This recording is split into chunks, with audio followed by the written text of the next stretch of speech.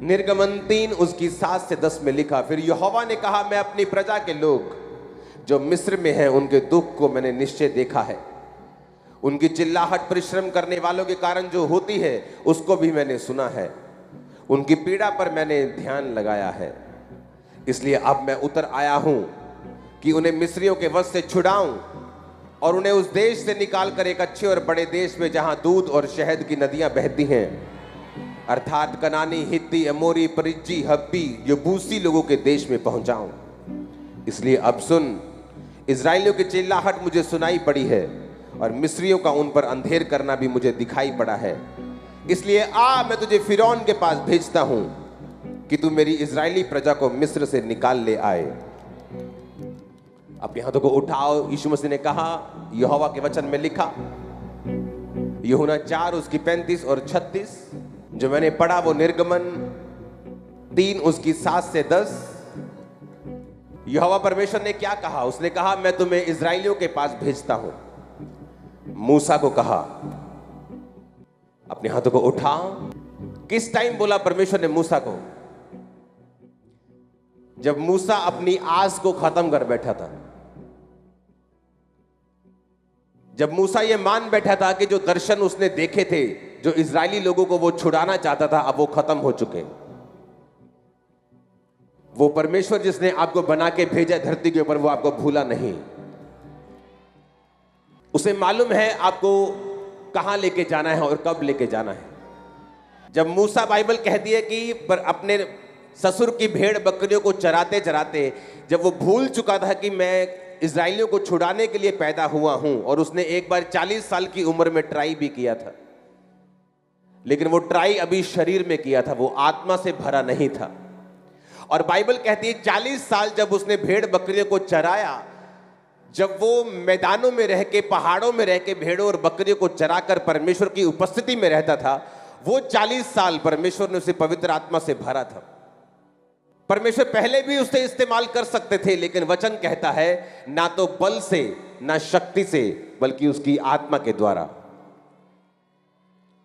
आपने पहले ट्राई की होगी कि मैं सेवा करना चाहता हूं, मैं परमेश्वर के लिए इस्तेमाल होना चाहता हूं, लेकिन शायद ना कर पाए हों। तो जो काम परमेश्वर ने आपके लिए सोचा है वो पूरा होना भी शुरू होगा,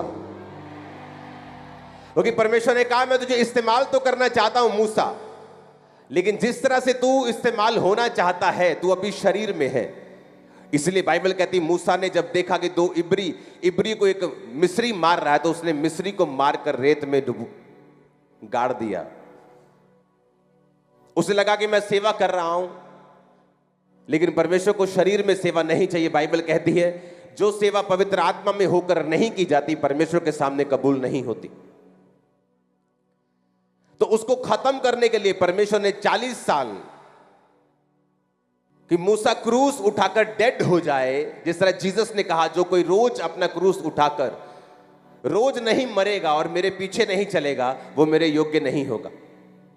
और बाइबल कहती 40 साल मूसा का परमेश्वर ने क्रूस उठवाया, मूसा को भगाया, मूसा को चलाया।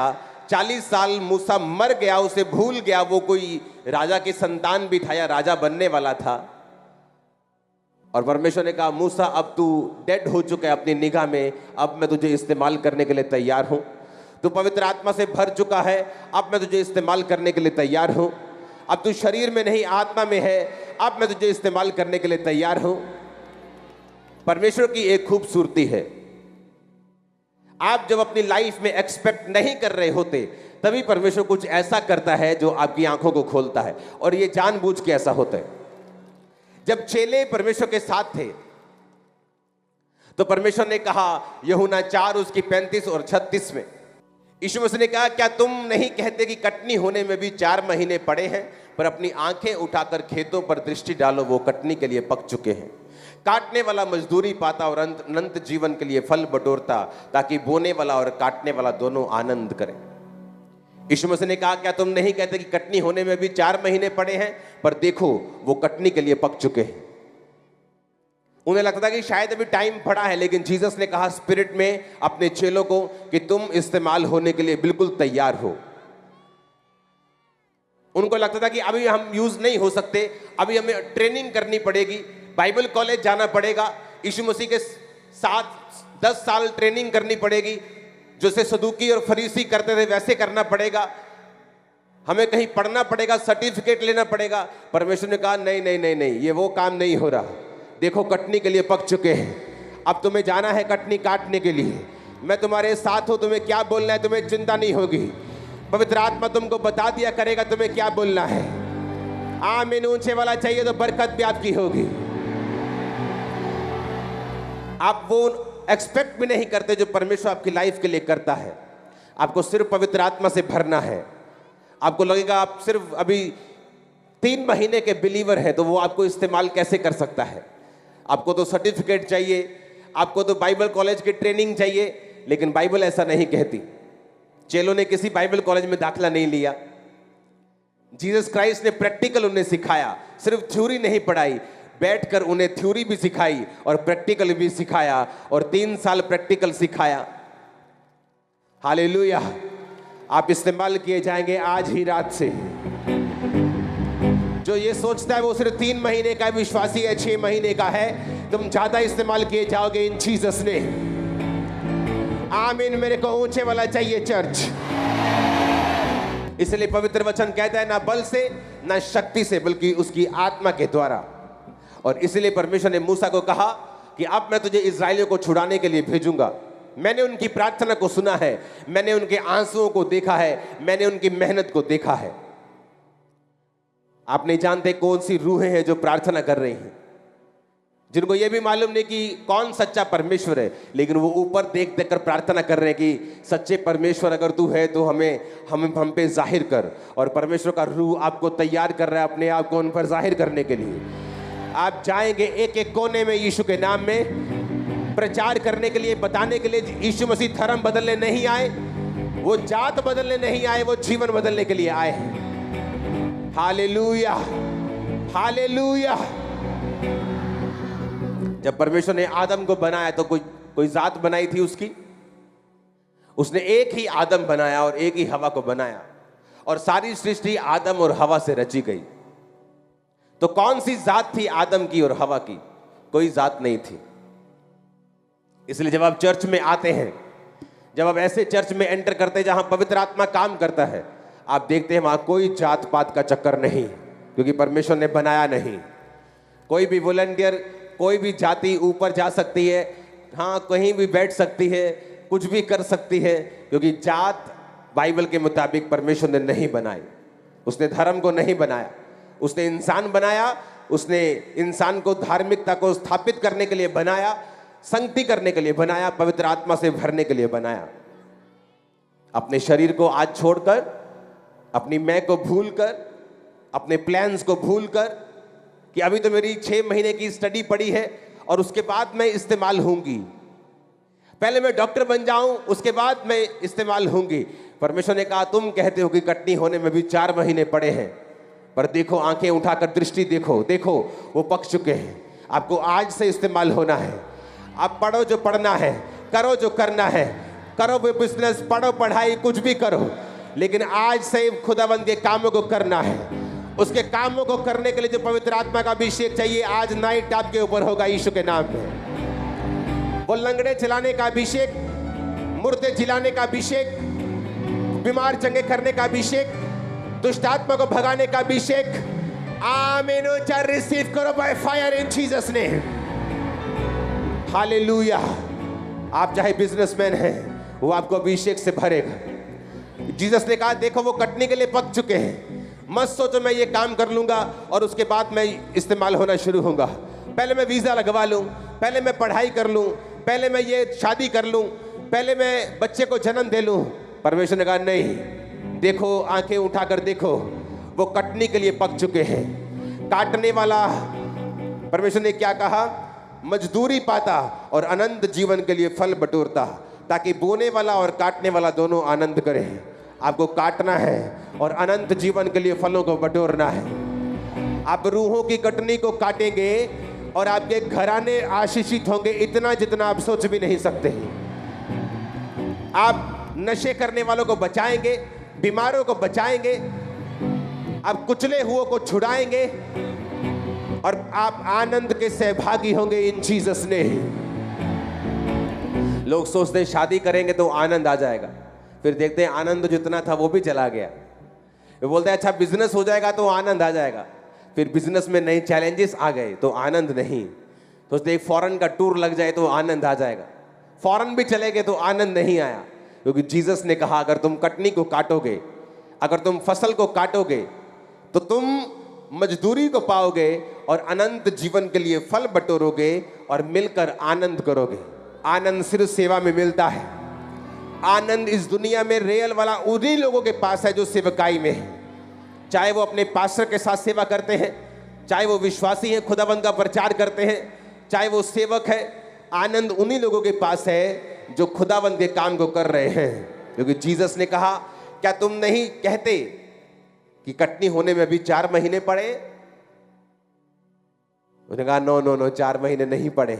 आंखें उठाकर देखो, आत्मिक आंखों से देखो, वो कटनी के लिए पक चुके हैं। यीशु मसीह ने कहा मजदूर थोड़े हैं, पिता से विनती करो वो मजदूरों को भेजे। आप विश्वासी नहीं हैं, आप पास्टरों की जमात हैं, इवेंजलिस्ट की जमात हैं। आप कामों को करेंगे, आप कामों को करेंगे, आप आनंद को भोगेंगे इन जीसस नेम। आमीन। ऊंचा चाहिए चर्च। Hallelujah, hallelujah. यीशु मसीह ने कहा ना बल से ना शक्ति से। मूसा शक्ति का प्रयोग कर रहा था, बल का प्रयोग कर रहा था। राजकुमार की कुर्सी के ऊपर था तो अपने प्रभाव से इस्तेमाल होने की कोशिश कर रहा था। और परमेश्वर ने कहा नहीं, क्या तुम नहीं जानते परमेश्वर ने जगत के निर्बलों को चुन लिया, जगत के तुच्छों को चुन लिया, जगत के नीचों को चुन लिया, ताकि जो अपने आप को कुछ समझते हैं उन्हें शर्मिंदा करें। अगर आप अपने आप को जीरो समझते हैं, आप परफेक्ट कैंडिडेट हैं खुदाबंद के लिए। अगर आप अपने आप को नीचा समझते हैं, आप परफेक्ट हैं खुदाबंद के इस्तेमाल होने के लिए। आप यूज किए जाएंगे, आप यूज किए जाएंगे। मैंने कहा इनकाउंटर होगा आपका परमेश्वर के साथ, वो आपको भरेगा और इस्तेमाल करेगा। वो आपके बच्चों को भी आगे लेके जाएगा इस्तेमाल होने के लिए, आपके परिवार को हाईएस्ट पोजीशंस पे लेके जाएगा। आपको लोग जानेंगे यीशु मसीह के सामर्थी नाम में कि आप यहोवा की संतान। आमीन। चाहिए बरकत आपके लिए है। Hallelujah, hallelujah. मुझे याद है जब मैं शायद 1 दिन का विश्वासी था तो मैंने प्रीच करना शुरू कर दिया था। अभी नशे करता था, तब भी मैं अपने दोस्तों को यीशु मसीह के बारे में बताना शुरू कर दिया था। बपतिस्मे के बाद इस्तेमाल होना शुरू हो चुका था। 3, 4, 5, 6 महीने के अंदर अंदर ले हैंड करना शुरू कर दिया था।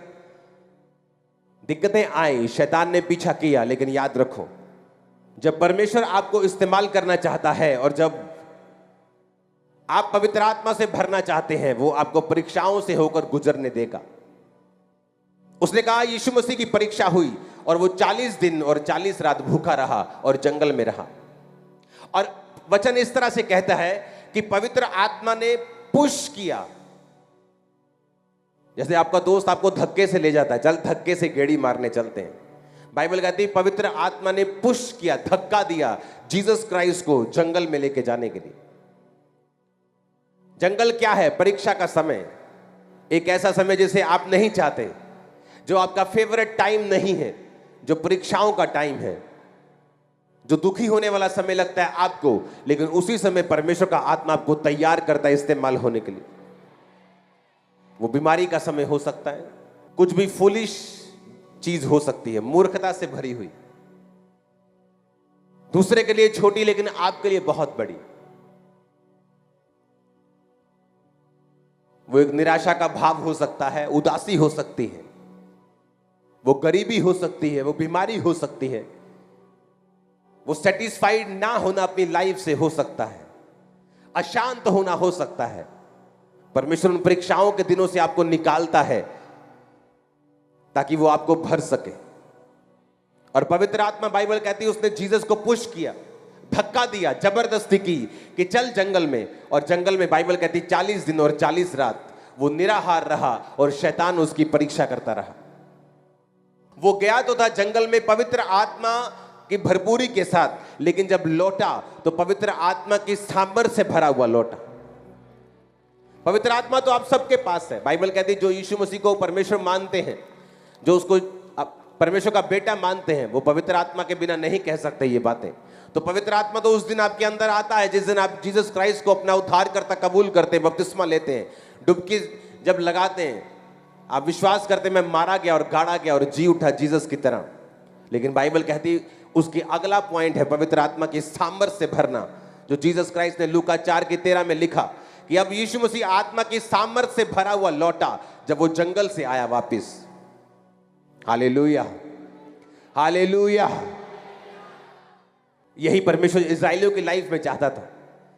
परमेश्वर चाहता था कि इजराइली जंगल से निकले और 40 दिन के अंदर अंदर कनान पहुंच जाएं। आत्मा से हर एक विश्वासी भरा हुआ हो और मैं इनको कनान में लेके जाऊं और वहां पर मेरी महिमा हो और सारे लोग, सारी दुनिया के लोग मेरी महिमा को देखें। लेकिन बाइबल कहती है उन 40 दिनों के अंदर वो अलग अलग तरह के पापों में पड़ गए।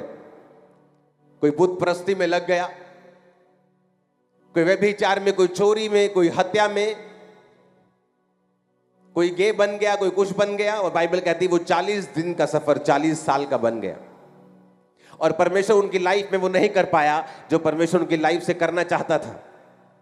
और बाइबल कहती है जीसस क्राइस्ट ने फिर 40 दिन और 40 रात जानबूझ के 40 को चुना इजराइलियों की गलती को खत्म करने के लिए, वो फिनिश करने के लिए और बताने के लिए कि वो सफर वाकई 40 दिन का ही था और 40 दिन में तुम पवित्र आत्मा की सामर्थ से भर के लौट सकते हो और वो काम कर सकते हो जो परमेश्वर ने कहा है तुम्हें करने के लिए।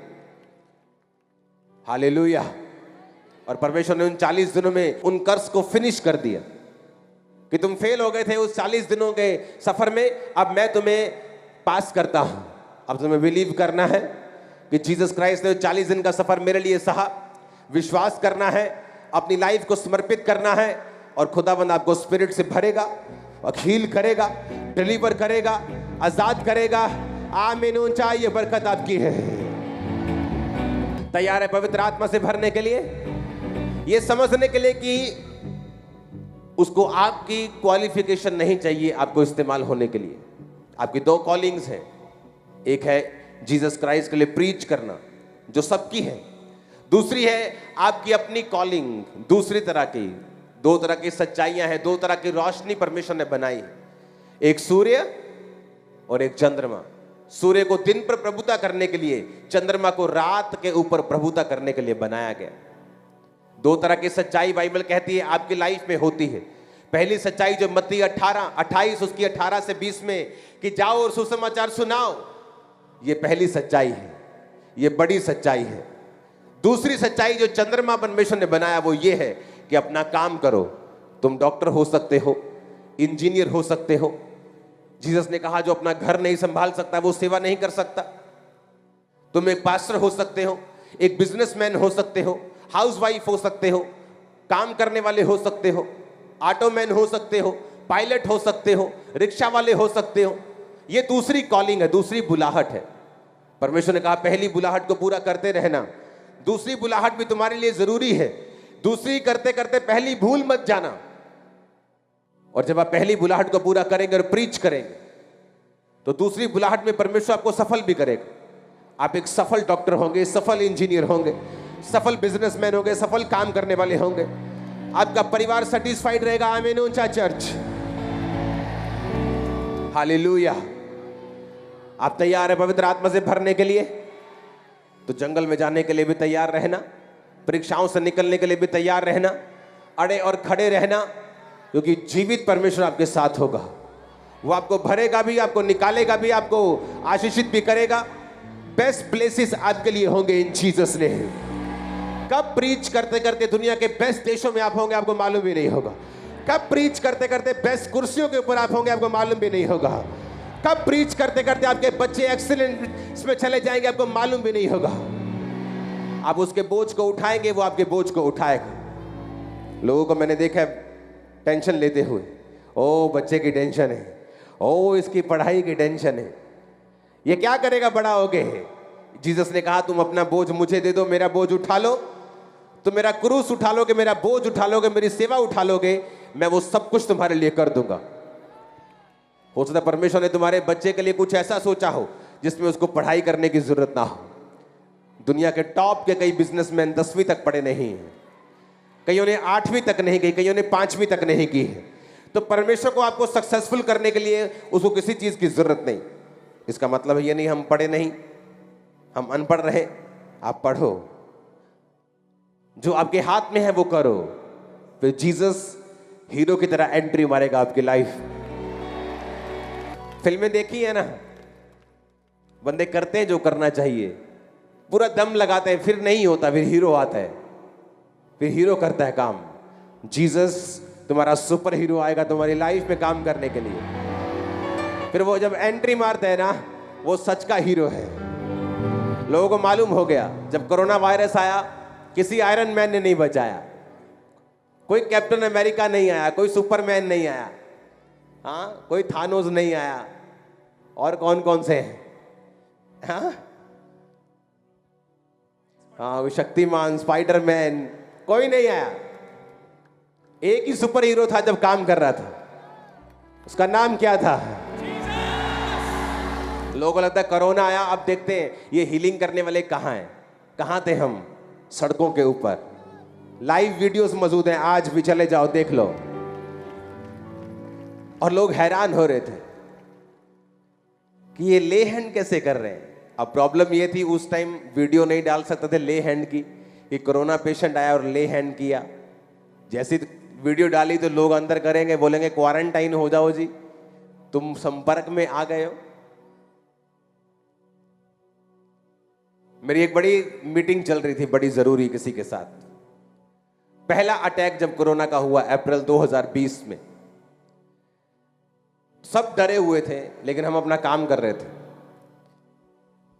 तो एक पंजाब में बहुत बड़ी संस्था के मेंबर हैं, मैं उसका नाम नहीं लेना चाहता, वो क्रिश्चियन नहीं, आप लगा लो सबसे बड़ी संस्थाओं में से एक।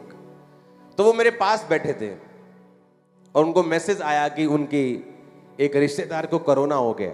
तो कोई अब गाड़ी ले जाने वाला तैयार नहीं था, ड्राइवर तैयार नहीं थे, घर वाले तक गाड़ी चलाने के लिए तैयार नहीं थे। तो मैंने उनको बोला कि मैं अपना ड्राइवर भेजता हूं, आप बताओ कहां जाना है। तो 5 मिनट उन्होंने फोन पे बात की, बोले ड्राइवर अरेंज हो गया। मैंने कहा कहां जा रहे हैं? कहते हॉस्पिटल। मैंने कहा नहीं, उनको चर्च बुलाओ, इधर खामरा चर्च। सुनो, वो बोला ठीक है। वो चर्च में लेके आए, इधर पीछे मेन गेट के पास। तो मैं अंदर बैठा था, ऑफिस पहले अंदर होता था। तो मैंने किसी को नहीं बताया, मेरी वाइफ सब वहीं थे, ये सब कोई। जब मैं गया गाड़ी के पास, तो वो जो मेरे साथ आए थे वो पीछे हट गए, वो पीछे खड़े रहे। मैंने कहा आप पीछे खड़े हो जाओ। लोग पीछे हो गए। मैं गया सीधा उसके नाक पे हाथ, उसके सिर पे हाथ, और मुझे देख रहे वो कि ये बंदे ने कोई दवाई खाई है कोई कोरोना की? अभी दवाई तो निकली नहीं है, ये कैसे ले हैंड कर रहे हैं? और मुझे वो बहुत ध्यान से देख रहे, कोई मास्क नहीं, कोई ग्लव नहीं, नथिंग। जस्ट मैं अंदर से निकला, ले हैंड हुआ, 3 दिन में मैसेज आया, लेडी कंप्लीट हील। और जब वो चर्च के गेट पे थी तो ऐसे थी,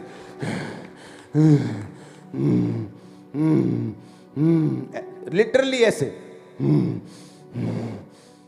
और उसका बेटा गाड़ी चला, उसको ऐसा लग रहा था कि ये मां मर जाएगी, अभी मैं लेके जाऊंगा हॉस्पिटल, मर जाएगी। डर था उनके चेहरों पे, मैंने डर देखा था।